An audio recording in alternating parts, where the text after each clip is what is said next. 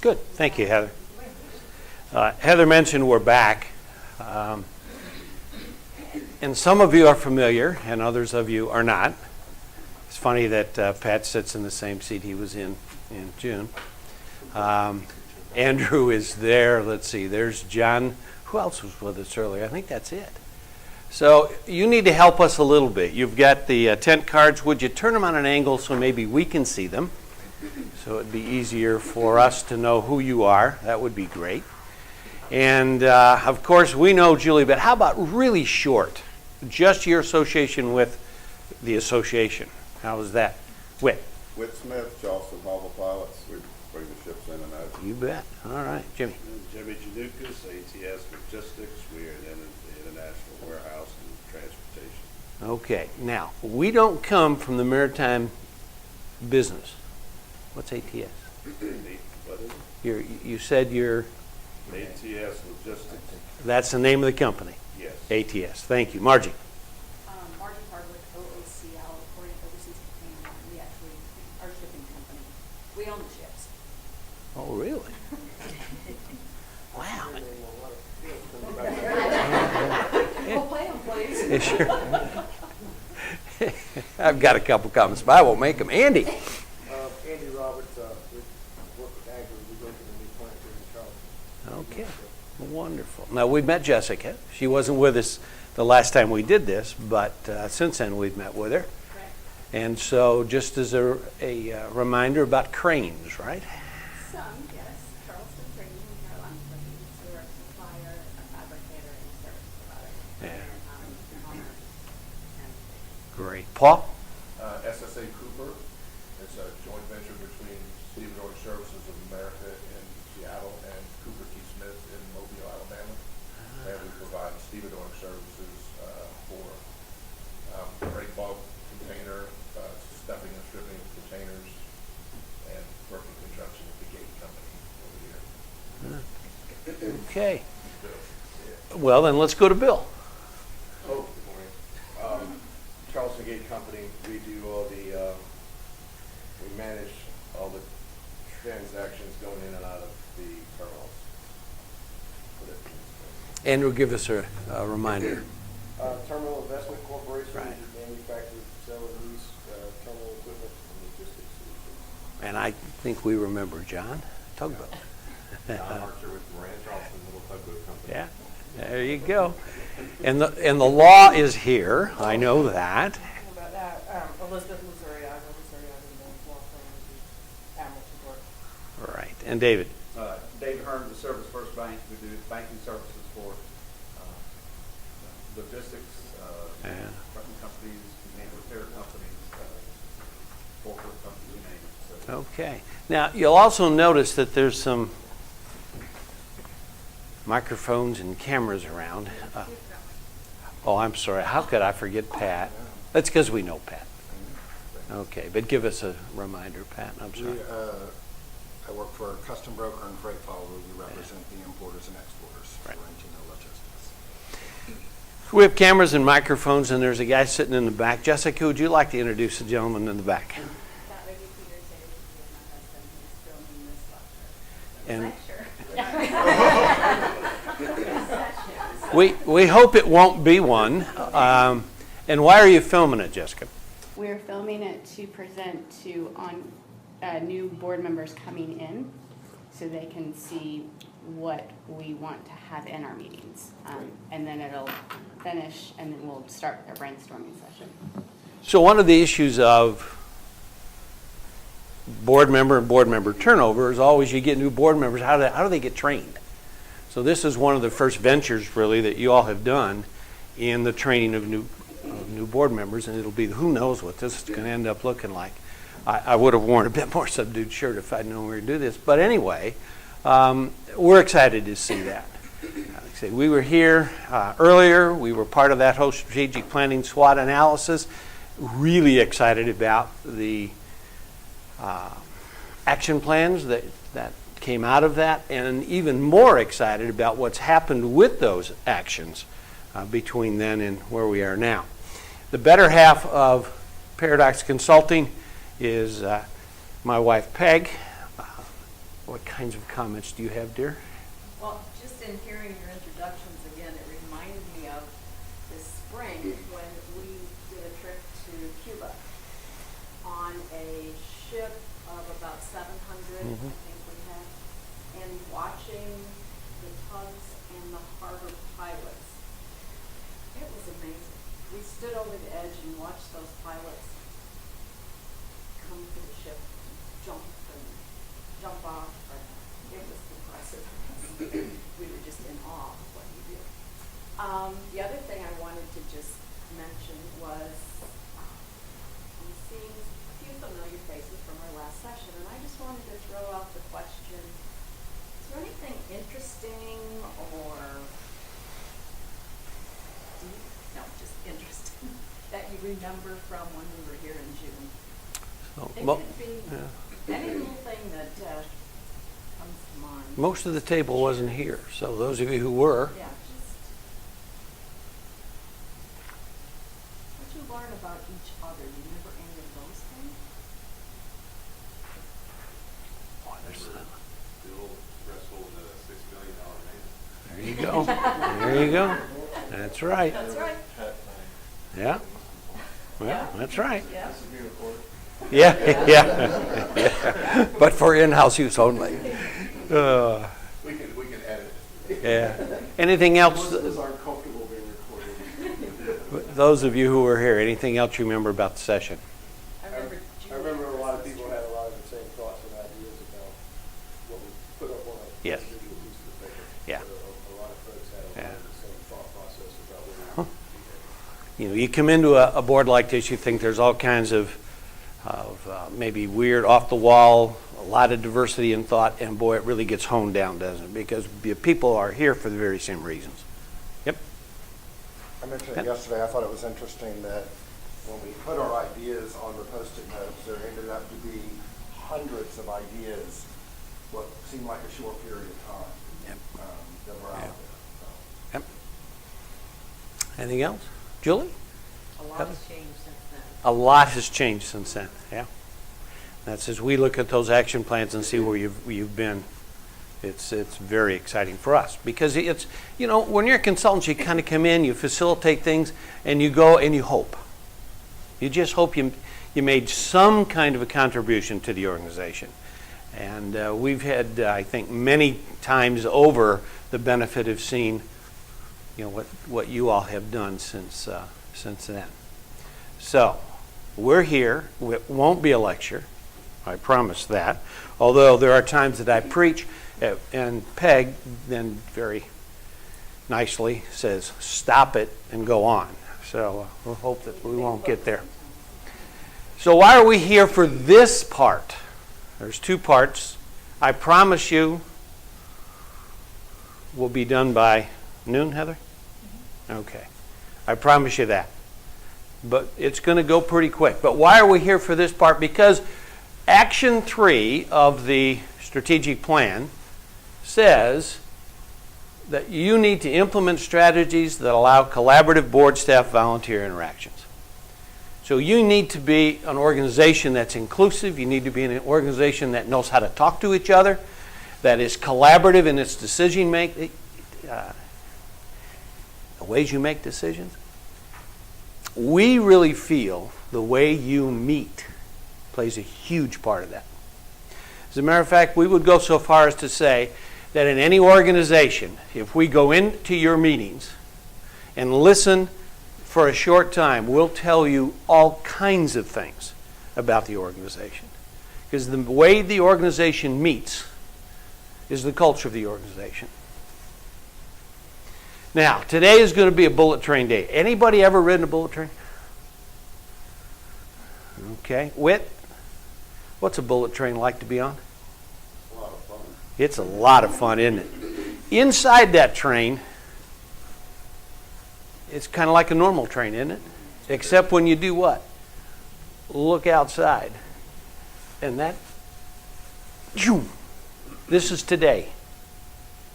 Okay? This is today. Buckle up. Now, I had a couple of videos I was going to show you. After trying to do that yesterday In our session after NavOps, it was a phenomenal bust because the equipment didn't work properly. So I'm not going to do that. But I'm going to put a ground rule on us today that many of you are going to go, I'm not sure I like that. Now, the dangerous thing is for me to give you those two websites because some of you are thinking, well, we probably ought to go look at those right now. Okay, but I'm going to ask you not to. But later, and this will be available at the end, you can get these sites.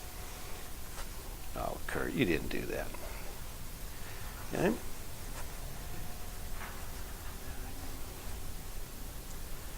We're going to ask you to turn off, silent, your devices.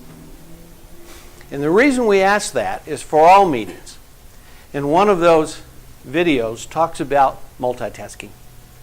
And although many people think they can multitask, there is no such thing. The brain can only do one cognitive thing at a time. Okay? Now, there's a lot of things we do that we don't think about until it gets kind of crunch time. So we're going to ask you, and we're going to give you plenty of time and opportunity to catch up on your messages. Okay? And if anybody has an emergency, just say, Kurt, I've got an emergency. I really need this to come on. And so if it does, then acknowledge it and go out. Okay? But for the fact of meetings, we really think it's important that people aren't sitting there in the meeting going, then looking up, then looking up. Okay? You can attend to both. And if we're talking about effective and efficient meetings, we're talking about meetings that are compressed in time. Okay? Especially in an organization like this, you're all volunteers. You're giving up time. The last thing you want to do is go to a meeting that's elongated for various reasons, one of which is people don't really pay attention. So I'm going to ask you to do that. We're going to give you plenty of times for breaks. Okay? You can catch up. But while you're at the table, please. It's respect to other people who are a part of your organization. Okay? Because if they're involved in some kind of thing and you're talking, you're down on your, you just said you're not important to me. Whatever you're saying went, I could really care less because I got more important things here. So we're going to do breaks. We're going to let you catch up, but we're just asking. Daryl, good to see you. Come on up to the table. Good morning. Now, I know all of you who weren't here the last time Peg and I were here find it pretty amazing that we would even know who Daryl was because he's pretty shy, retiring, doesn't get involved. But it's good to see you, my friend. He's an introvert. That he is. All right. Meetings, love to hate them. And that's pretty much what we do. I got to go to that meeting. Oh, God. But there are some meetings that you walk out of and say, now that was a good meeting. So, we think it's a paradox because there's kind of the yin and the yang. So what I want you to do right now, just inside yourself, is think. What is it that makes me love some meetings and hate some other ones?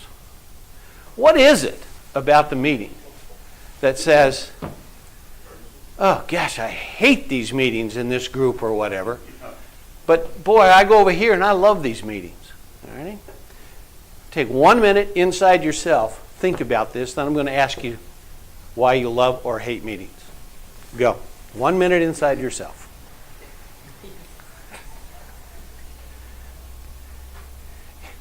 You notice I stand by the person who disrupts most.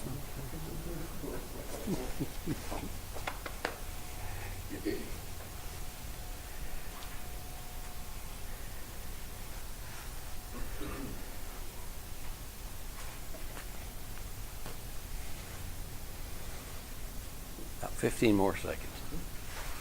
Minute's a long time.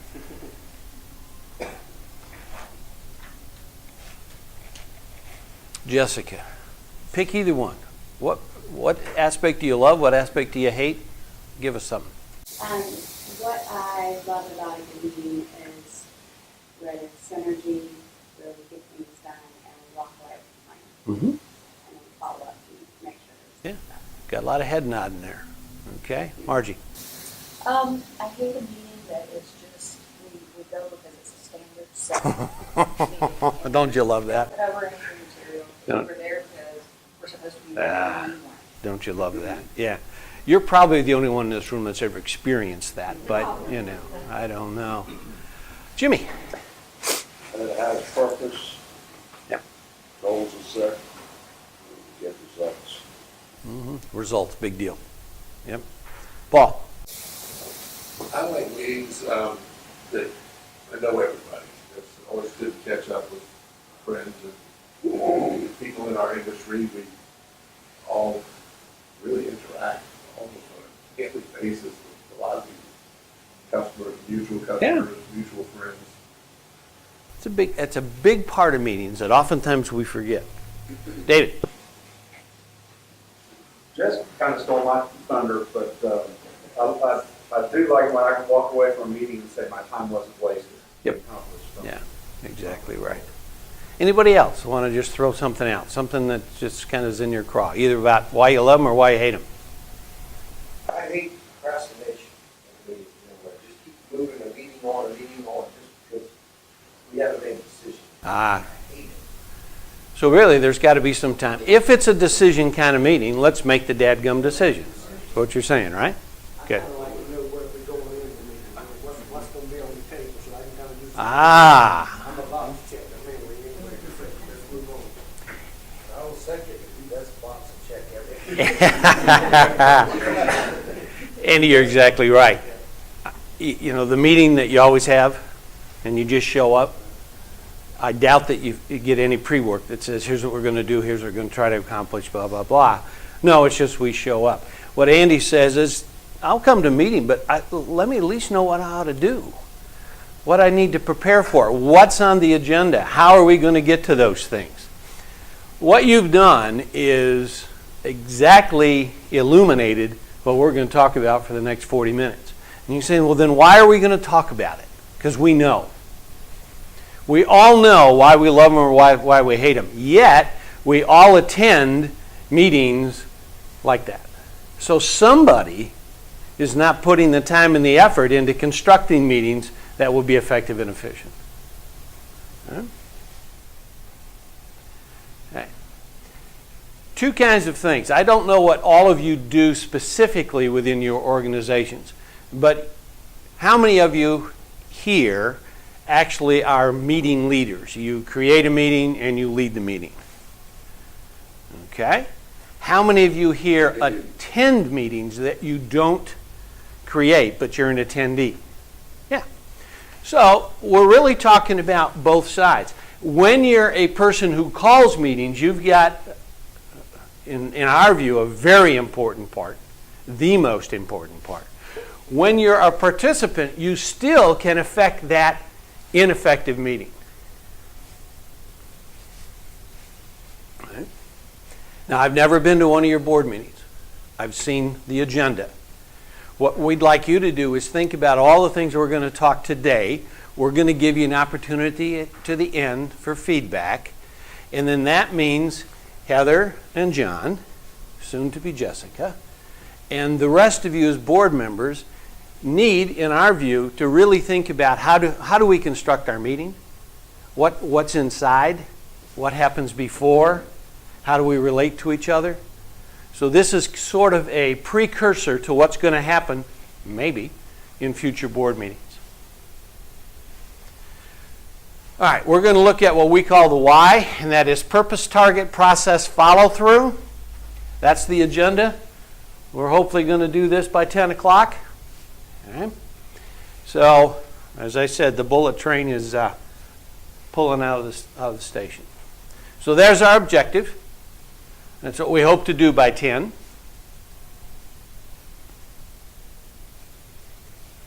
And I think that last phrase is really what a couple of you talked about. So when we leave a Maritime board member meeting, we can walk out and say, man, we got stuff done. You're on what I call parallel tracks. So you think about all the meetings you attend, think about all the meetings you lead. We think it's meetings anywhere, like family meetings too. All these principles hold for that. Okay, so the first thing we'd like you to think about is how come we even meet? Margie said, well, we have a regular meeting, and we just need to do that. You all have a regular meeting, don't you? So you fit into that whole first part. We meet because we're supposed to meet. Well, that's not a really good reason to meet. Okay? So as you're thinking about board meetings, one of the thoughts, or committee meetings that come out of the association, do we really need to meet? Is there another approach? Could we just do it in a memo? Now, what's the problem with a memo? Too many emails. Pardon me? Too many emails. What did you say? Different perceptions. Yeah, we can't necessarily, but you've indicated that if you get an email, you open it and do what? Skim through it. Yeah, thank you. She doesn't read it, she skims. So that's one of the issues. That, by the way, is what we're going to talk about pre-work for meetings and what you need to commit to. Okay? You also, I think, need to say who really needs to attend. Okay? And all of these things you begin to say, well, we do have board meetings, but we have other kinds of meetings here. That's always an issue if you want outside people in. Okay? The other piece that I think is very effective in meetings is, do we all have to be there, and do we all have to be there for the entire time? So are there things, even in a board process, where you can roll the meeting and say everybody needs to be there at the beginning, and we might roll people out as we continue. Certainly the executive board could do that, where you say we start here, we go there, now all we need is the executive board. That gives you more time from an executive board standpoint. But you think about the other aspects of your life also, please. But again, we're focusing on these board meetings. Okay? Does everybody have to be there all the time?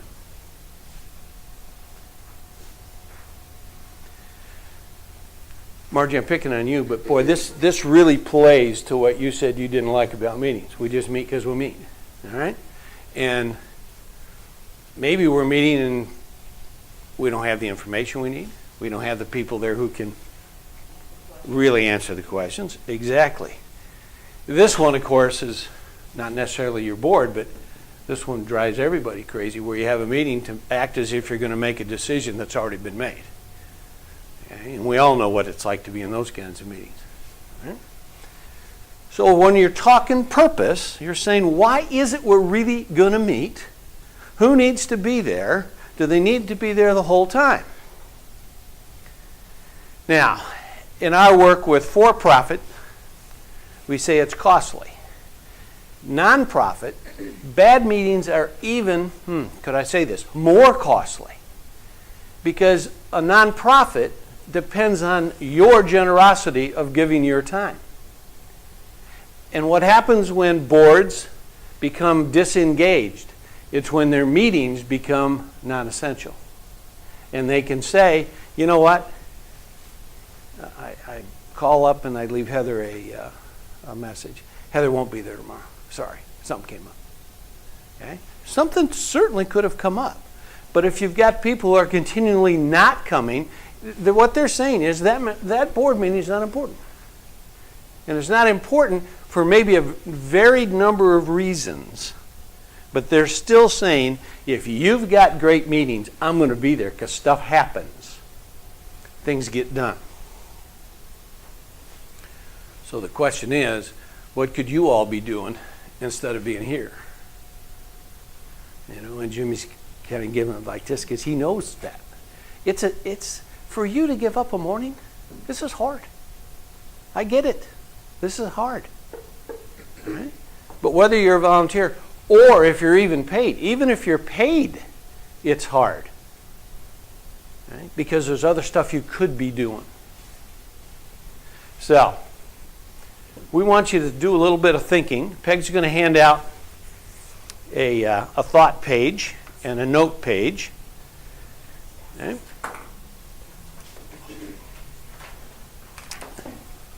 Oh, there's one of. Aha! Okay. Okay.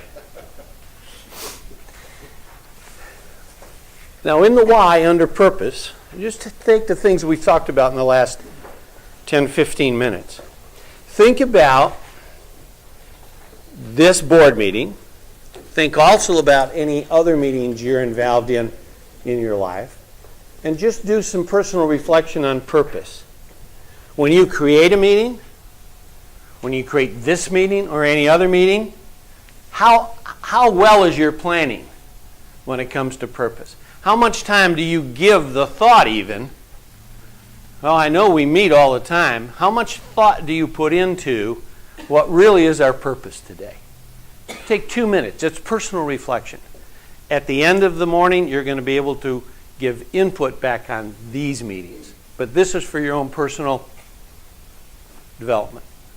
Take a couple minutes. If there's things about planning, about the board meeting that you want to get across, there's a good place to write it down. And that way you'll remember it when the feedback comes back in another half hour. About 30 more seconds. Okay. We did an elongated version of what we're doing here this morning yesterday after NavOps to about 20 or so, I think, Maritime members. And we've gotten immediate feedback from 3 who've sent us emails who said after they participated yesterday, they went back to their places of business, changed meetings that they were going to have either today or early next week. So that's the impact we hope that you will take away, to say, learn at least 1 or 2 things that you can put into your own personal, professional, and association life. Okay, target. Now, you say, well, Kurt, is it really purpose first or target? No, it doesn't matter. Purpose and target can really flow, and I think does flow as you're thinking about it. But it goes back to what Andy said. I want to know what's supposed to happen at that meeting. Right? So as you're planning the meeting, as you're thinking about the meeting, you have to say, what's it supposed to do? Now, a meeting can have different segments, so you do some things here and maybe a different objective later. But you at least have to be very clear about this. Okay? Now, one of the things is to build team. And I see my mind is gone. Who said they love to be or get face-to-face? Paul did. Okay? Team building is incredibly important with any group, and especially with a board. Team building is often thought about, oh, that's that soft stuff. Okay? But team building allows you to have that interaction and how you relate to one another and the decisions you make. It allows that to be stronger. Okay? Only because we were here in June, only because of the kinds of team stuff that went on the last time, do we know even a little more about Bill and Andrew and John and Pat and Daryl. And we laughed about it. We had a lot of good laughs about it. That brings everything together. Now, how do you build team? Actually, we did at the very first part of this meeting, and we will continue. Okay? What we did when we first started didn't seem like it took a lot of time, and it wasn't anything other than to ask you a question. But the purpose was to start the conversation. And so that, if you want to call it an icebreaker or a team builder, whatever it is, but it can just take a couple minutes. And think about why you would want to use a team builder. Do you want to include everyone in the group? How many of you have been in this particular group all together at one time? Has this group, in this exact group, ever met together, all of you? No, probably not often, correct? You haven't had many, many meetings with this exact same group. The group changes, people aren't here that were here, people, the group will probably be a different mix. So if the group has been together constantly, maybe those are those Monday morning meetings when you're always together, the group can get stale. So you need a little bit of a team builder for it to change that up. Or if there's new people, if there are new people here, you want to do some sort of an inclusion activity so those people feel included. Another purpose would be some of those there, why you do a team builder. Do you need to engage people in information, talking about influence, planning, creating, deciding, those kinds of strategies that you need to use in meetings. And I'd like you to think about, Curtis put the why up there, but anytime you plan a team builder, I'm just put the why up here, purpose, target, process. Keep that why in your head for all kinds of planning things that you do. Start with your purpose. Why am I doing this? And then once you know why, then you know what exactly you're going to target. It was today was just to start the conversation. And then what's your process? Our process this morning was just to ask the question. So it can be as simple as that, but why are you doing it? What are you going to do? And then how are you going to do it? So keep that why in your head. Often then too, it's in the middle of a meeting, a little team builder, and you can still call it an icebreaker if you want.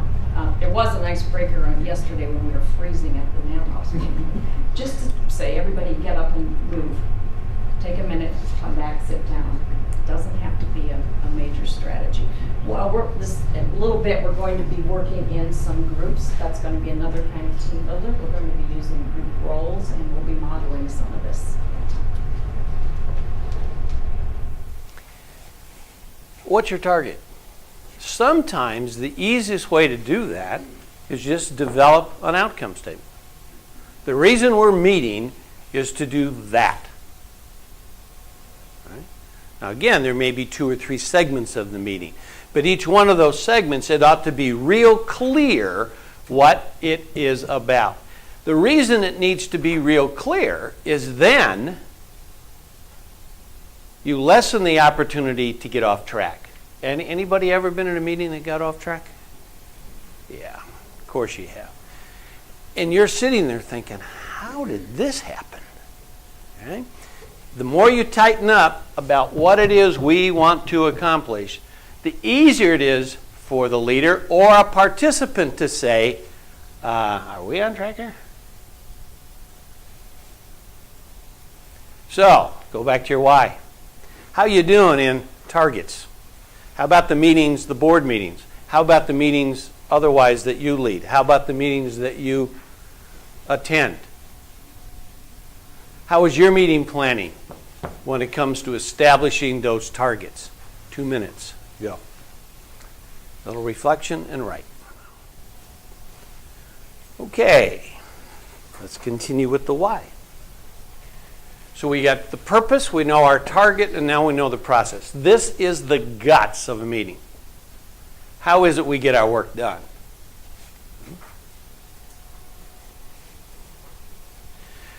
Now, we're not going to spend much time on this, but this is critically important. It's the way the room is arranged. Now, you don't have much choice. This is where you meet. But you do have a choice as to, you could meet in some of those other areas. You could change the furniture, although it's a pretty heavy table to move. But think about, what am I trying to get accomplished in this meeting, and what room arrangement will help that? Margie, you're nodding your head. Why are you nodding your head? I do that quite often. I'll change the room up, or I'll go in and turn the tables around so that people don't face it. Yeah. Is it real easy to get great conversation around a table like where you're sitting today? To get even and flow? I mean, it's pretty hard if I'm Pat to sit there and I got to look over here and see David. That's the stuff you want to think about, because the horseshoe works better, but then you could move the chairs out wider. Okay? If you want a lot of interaction. Okay? That's NavOps now. No one has their back to the speaker. How many times you go in a meeting and had your back to who's ever presenting? Okay? Got to think about this for what I want to have happen. Okay? If you want true discussion, dialogue, among this board, I would suggest you get in more of a circle where you can see each other and connect all around the table without having to look. Okay? This is one of the poorest kinds of room arrangements if you want people to communicate. Okay? Why? A rectangle has 2 ends. And what do you know about the ends? Their power purposes, you better believe it. I know people who come to meetings to make sure they sit there. Because that means, we just know that. That's no. Daryl, we sat you there. We sat you there, all right? We appointed. What happens when you go to dinner in a long, big group like this? We're going to lunch, right? Okay? They see this in a big place like this. Someone sits here. What do you say? What? They're right. They're paying, all right? Because that's the power position. Even room arrangement allows some assumptions to be made that maybe you don't want to happen. Agendas are important, but I've seen a lot of agendas that get hijacked. Okay? Agendas are important because they give you the objectives, the order, the process, and so on. We firmly believe in pre-work. Now, you got an email from Heather that had homework for today. Do you remember that email? I'm not going to ask who read it or didn't read it. I'm not going to ask who really dove into it or didn't.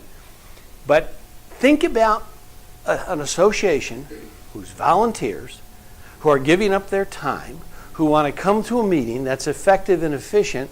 My suggestion is that that's one of the most important things you all need to put to work. And then the expectation is, if you're on the board, you not only open the email and skim it, you dive into it.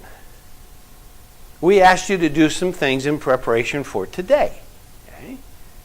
We didn't ask you to do that just because it would be a neat thing to do. We asked you to do it because we haven't got much time. Normally when we work with boards on meetings, we're talking half day. We're talking about a way to really create a new way of an agenda and a process. We don't have that time. My assumption is that you all do association work, that it's really important to come to the meeting so you can hit the ground running and we don't have to pull everybody up to speed. Pre-work, our view, incredibly important, a wonderful tool, and something that also says either the meeting's important to you or it's not. Here's another thing for meeting planners. It's a one-to-one correspondence. You got an hour meeting, it's about an hour preparation. That way you've thought about everything that's going to occur, what we're going to do, how we're going to do this. It's not, oh my God, I got a meeting in 2 days, boom, boom, boom. Or let's just copy last month's agenda, put it down, change a few things, get it out by. That gets the agenda, that gets a meeting call, but it doesn't make a meeting effective and efficient. I think that's a very important part. Simple meeting, maybe a week ahead of time. Pre-work, 10 days, 2 weeks. Okay. And the reason pre-work is so important is all of you don't have the same time to do the same things. So you get it. You can say, okay, I can do this tonight. I can do it tomorrow night. I can do it while my husband's watching the football game. I can do it while I'm trying to make dinner. I mean, who knows? You choose when you do it, but that's incredibly important.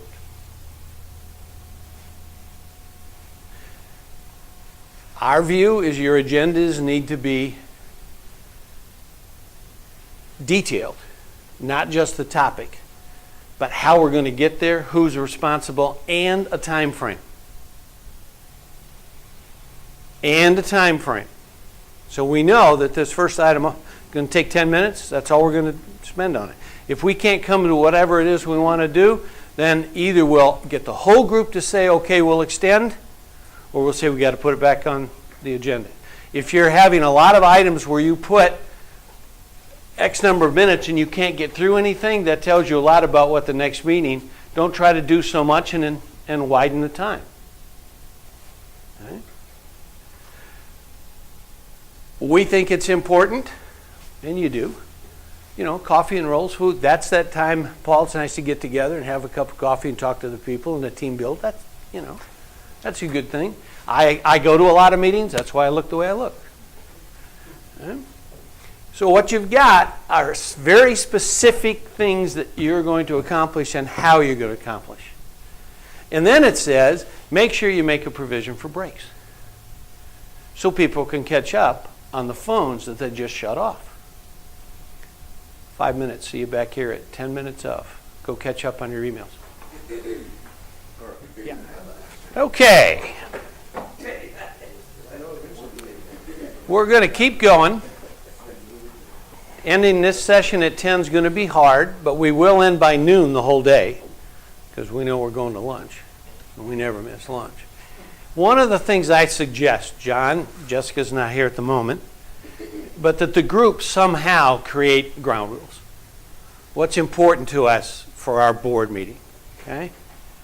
You know, does everybody participate? How do we get participation? We'll talk about that in a minute, okay? Kurt, The whole... do you know when the next Maritime Mixer is going to be? Okay. And that's a plant. That wasn't a plant. You ever been in a meeting where a guy brings up something like that's like right off the wall and says, have you been listening at all? Okay. You been in those meetings? Yeah. Peg, what do you do with that comment? Say, you know, that's a great question, something we need to address. It's not on our agenda today, but we've got over here our group memory. These are things that we want to remember that we need to get back to. And I'm going to put it up here, Maritime Mixer. And we'll get back to that another time. Thanks for the question. And now we get back. Okay? Why do we do that? I learned a new term the other day. It's called a hug and pass. Okay? If one of the people around here brings it up, that's what they've been thinking about. You wish they weren't, but they were. So we're going to hug him and say, that's a good idea. We'll put that on a future agenda. Pass, let's go. Okay? Even though the bubble over your head says, oh, God, Fosbury, geez, oh, Pete. I cannot believe he brings stuff up like that. But it's a way not to get sidetracked too long. Again, we truly believe in this. I just think it'll help you. Okay? If you don't have enough time, Darryl brought it up, then why are we always tabling it? Either make more time or get the whole group to say, yeah, we'll extend. Process check is just that. Are we on the agenda here? That can be done by anybody in the group and should be.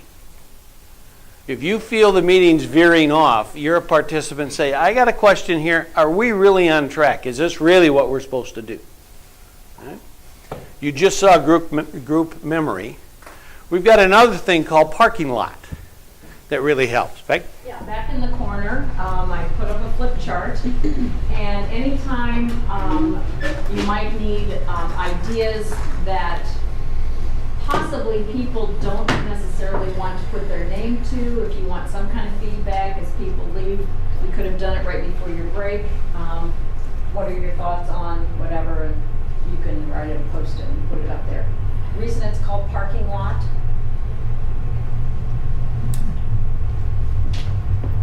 Is that a question? that is a question. Why might we call that the parking lot? What happens in the parking lot outside After the after the meeting. meeting? Everybody leaves. After the sermon? People talk. And have you ever walked out to your car with someone and are analyzing the meeting on your way out? Oh, gosh, that was such a good waste of time. Have you had those kinds of conversations? Of course. They often happen in the parking lot. So that's just... Oftentimes the real meeting happens in the parking lot if the meeting isn't effective, efficient, and done well.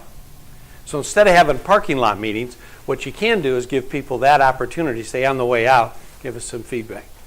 The reason, John, Jessica, that I say it's important for you to get a process and to get ground rules is so that every time you come to a meeting here, you know how you're going to act and what's going to happen.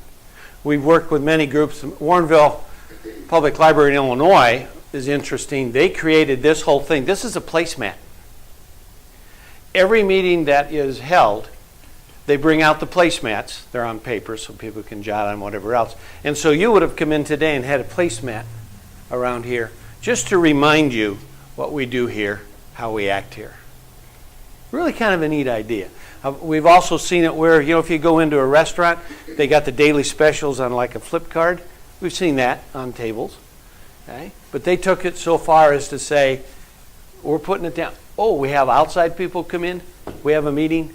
They get that placemat because that's how we act here. Build involvement during the meeting. John, Jessica, you're head of the meeting and you're not getting what you want out of people. It's really easy to say, Andy, what are you thinking? If you're in a meeting where the leader is not skilled in doing some of this, then you can do it. As a part of the meeting group, Jimmy, you can say, you know what, I'd like to know what Andrew thinks about this. You're getting everybody involved. The worst kind of meeting is to have 2 or 3 people talking, that's it. As the leader, you're responsible to get them all involved if they're not. Some people like to come to meetings and sit back and not say anything. You got to know what everybody's thinking. And just very simple. Very simple. Elizabeth, haven't heard from you. What are you thinking? That's a real easy way to do it. It's how we interact with each other. Your meetings are as effective or efficient as the ways you interact with each other. And if you don't work on it, and I really mean work on it, it won't happen. Now, we don't have time. This is a workshop in and of itself. I'm just going to, if for those of you who might be interested, any of you heard of the ladder of inference? It's how we think. And just Google it and read it. What it talks about is it's how the data I have, how I select that data, the assumptions I make, the conclusions, the beliefs, the actions I take. And that means I come back and say whatever I believe clouds whatever data I now choose. Okay? It's all about getting into thought patterns and the way different people around here think. The key is not to run up the ladder. So just because someone said something about why don't we think about or whatever else is not to run up the ladder and say, oh yeah, he's this or she's that. But to keep that climbing as slow as you can, because it's how we interact with each other. Interesting stuff if you've got some time. Another all-day, well, maybe half-day workshop is just talking about perception as reality. Something I wish I would have learned so much earlier in my career. Well, Kurt, that's their perception. Well, I don't care what they perceive. That ain't real. Well, guess what? Perception is reality. If they perceive it, it's their reality. I would say, well, that's their problem. No, it's my problem. If I've given you clues as to how you perceive me, I've done that. So it's my job to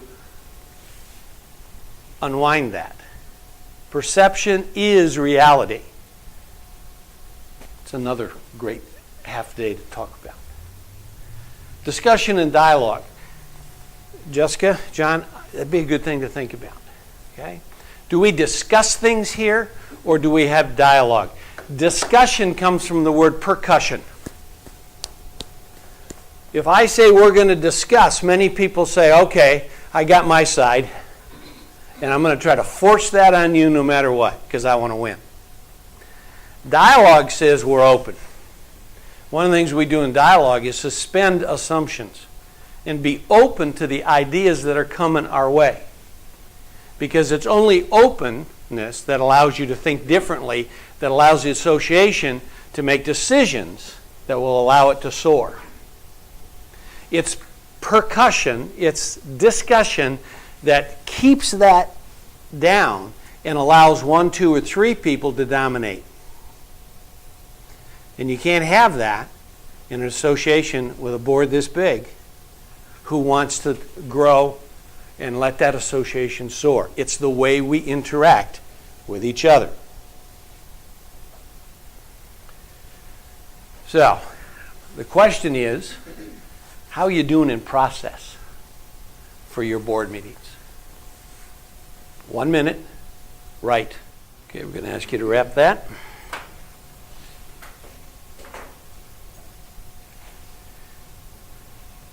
The last part of the meeting, follow through. Okay. Daryl said, I can't stand meetings where nothing gets done.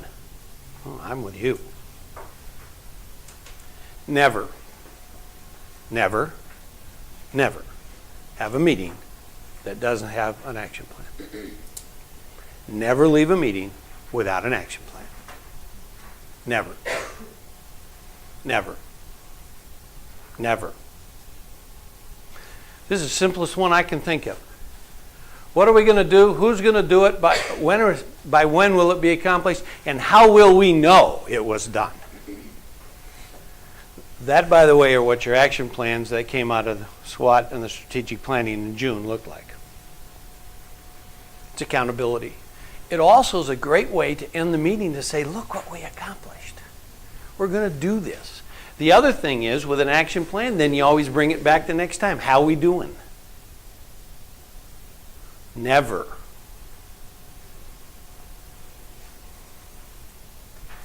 You're going to use this tool a little bit in about 5 minutes, okay? Another good action plan is just what we call a stop, start, continue. What do we need to stop doing? What should we start doing? And what are we doing that we ought to continue? It's a great way to make an action plan and or feedback. We've talked to Heather already, and she's going to start using more feedback about meetings. But after a meeting, get feedback. Find out how it went. What do? We go out in the parking lot, like Peg says. I get to my best friend and say, so how'd you think that was? Okay? Heather, who knows, who's a good friend of mine, and I'm in charge of the meeting, says, oh, Kurt, I think you did a great job. That was really wonderful. And she's going, it really wasn't, but, I don't want to hurt his feelings. Get feedback. There's a million ways to get feedback, Peg. Yeah, I'm just going to go through these very quickly, and they will be in your information later. Exit slips, write something down as you're leaving, collect those. Silence, let people sit for a couple of minutes at the end of the meeting and think about, what did we learn today? What do I need to take away from here? Plus delta, you can take a flip chart and just put a big T on it. On this side, you put a plus. What are positive things about this meeting? Delta, triangle, delta. What do we need to change? So what's positive, what needs to change? A ticket out the door is something you have to do and hand to whoever before you leave the room. I have extra copies of one that Pat Fosbury developed that we used yesterday, correct? Yep. And I'm just going to, I'll leave the pile back there if you want to take one of those. It's all ready to go. Is that okay with you, Pat? We hand one to everybody if they want that? Sure. Copy of that? And then leave it with us and You don't have to do it, just as a sample. Okay. Okay? say yes. Yeah. Okay. We do. Wasn't it yours? What? That one or No, the one I just completed and gave in No, today? that one. Okay. All right. The next one is a plus minus interesting. So again, you can do it on a handout, on a flip chart. 3 columns. What were positive things, what were negative things, and what was interesting. Stop, start, and continue. We're going to do that. Whip, just at the end of a session, go around the room, everybody say one word about something. So just a quick feedback. Processing questions, if you want to know specific things about the learning of that session, ask them, let people talk about it or write it. An easy one in leaving a room is to say, write down 3 things, something I learned, something I thought, and something I wish for. Thought feeling cards, we did those in June with the board. I gave you an index card. On one side you wrote, I think. On the other side I wrote, I feel. And we shared those thoughts around the group. And the main thing is ask for the feedback in some form or another. If you get feedback, you must share it. So you don't give feedback and then it becomes secret about what you all said. You tally it up, accumulate it, and say, here's how people felt about this, or here's how the meeting went, or whatever else. So everybody in the group understands where the whole group is coming from. Okay? So how are you doing, board, on this? Take a minute to write. As you're planning that or finishing that, we've gone through the why, purpose, target, process, follow through. I looked in a couple areas of your board agendas, current agendas, and Elizabeth and I have had a discussion, and she's your law person. A couple things I saw that I think you need to talk about. Okay? First of all, I think the board agenda should be posted so that any member of the Maritime Association can go there and know what the board's going to do or be doing in their meeting. Okay? The other thing I think in this area is, although there aren't often times when you have board meetings where non-board people come, when I look at your agendas, I don't see any provision for anybody outside of the board or the voting board members to have an opportunity to speak. And I think that would be a good insert. You can do it. It's very easy. Give them, they have to sign up. It has to be about something that's on the agenda. You put 2 or 3 minutes, but here's the keyboard. If you do this and people come and they want to address the board on a particular item, there is no conversation back and forth. The board merely says, we take that under advisement. Thank you. You're there to do your work. But you've made a provision for a member to come and make a statement, should they so choose. So that's something I would suggest that you look about in your own agendas. The other thing I would suggest is that, and maybe the word, Elizabeth and I talked about this a little bit, maybe the word is tighten up a little bit, but there is a provision for executive session. I think you need to use it maybe more than you do to make sure that if you have sensitive issues, the law says executive session is just that.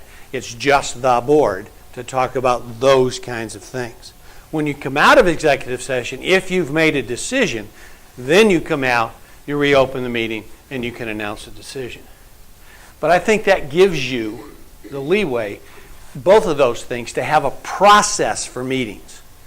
That way, if a meeting occurs and somebody says, well, you just made that rule up. No, we didn't. We have a process. It may not be used often, but it is the process. It especially helps chair people a lot.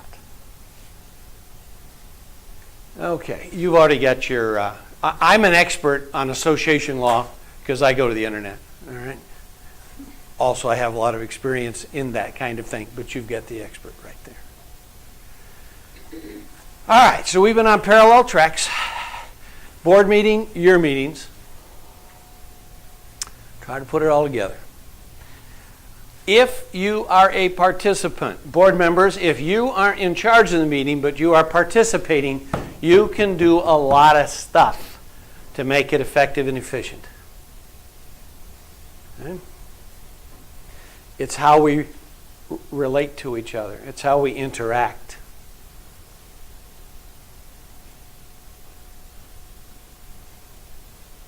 Need an action plan? We need somebody to do it. I'll do it. I'll chair that. I'll be a part of that. Okay? But as you change your meeting structure, some people aren't going to like it. Because it means they just can't show up and sit around and leave. It means they have to be invested. They have to be engaged. That's a tough ask. You all have already been asked to be on the board. That's a big enough ask. Now you're going to be asked to be engaged in the meeting.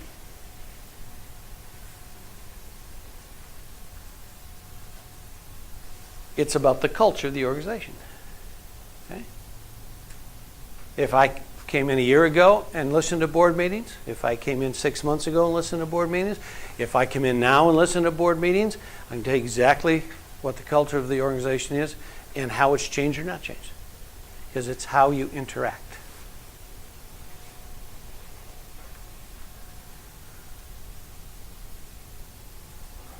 It's pretty important. What are you doing?